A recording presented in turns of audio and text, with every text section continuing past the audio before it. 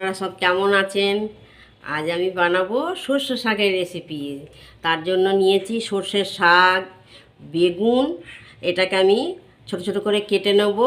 আর ফোড়নে দেব কালো জিরে, শুকনো লঙ্কা, রসুন আর নারকেলটাকে তার সঙ্গে ভেজে দেওয়া হবে। সর্ষের শাকটা জমে যাবে একদম, খাবারে মুখে পড়লেই যা লাগবে না।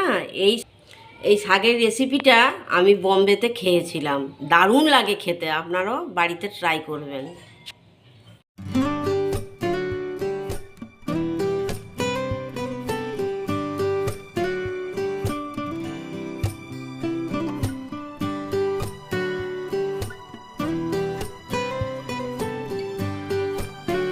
নারকেলটা ভাজা হয়ে গেছে, এটাকে ঢেলে নেব। একবারে ফোড়ন দিয়ে কষিয়ে দিই। প্রথমে দেবো রসুন, শুকনো লঙ্কা, এরপরে দিয়ে দেবো অল্প একটু কালো জিরে। মশলাটা ভেজে নিই, রসুনটা লাল লাল হলে তখন বেগুনগুলো দেবো। বেগুনগুলো কেটে ধুয়ে নিয়েছিলাম, এবার বেগুনগুলোকে এর মধ্যে দিয়ে দেবো।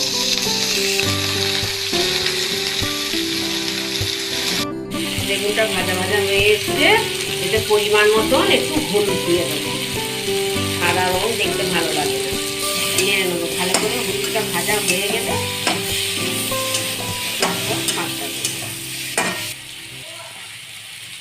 বেগুনটা ভাজা হয়ে গেছে, এর মধ্যে আমি এবার শাকটা দিয়ে দেবো। শাকের সঙ্গে যদি বেগুন না লেগে থাকে গায়ের মধ্যে, ভালো লাগে না। এই বেগুনটা ভাজা ভাজা হয়ে এসছে, এতে পরিমাণ মতন একটু হলুদ দিয়ে দেবো। সাদা রং দেখতে ভালো লাগে না, নেড়ে নেবো ভালো করে। হলুদটা ভাজা হয়ে গেলে তারপর শাকটা দেবো। বেগুনটা ভাজা হয়ে গেছে, এর মধ্যে আমি এবার শাকটা দিয়ে দেবো। শাকের সঙ্গে যদি বেগুন না লেগে থাকে গায়ের মধ্যে, ভালো লাগে না। এর মধ্যে বাদাম ভেজে দিলে খেতেও খুব ভালো লাগে, কিন্তু বাদাম আমি আর দিলাম না, যেহেতু নারকেল দিয়েছি। নারকেল ভাজা দেবো তো, এরকম স্বাদ অনুপাতে একটু দিয়ে দেবো চিনি। চিনি দিলে শাকটা একটা মসৃণ ভাব হয়।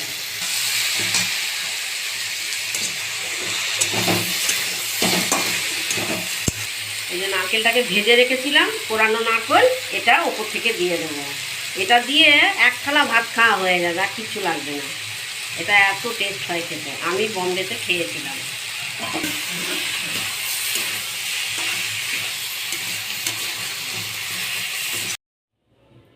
বেগুন দিয়ে সর্ষের শাক রেডি। আপনারা বাড়িতে সবাই বানিয়ে খাবেন, এটা দুর্দান্ত খেতে হয়। শীতের সর্ষের শাক না খেলে হয় না। আমার চ্যানেলটিকে আপনারা লাইক, কমেন্ট, শেয়ার, সাবস্ক্রাইব করবেন। ধন্যবাদ।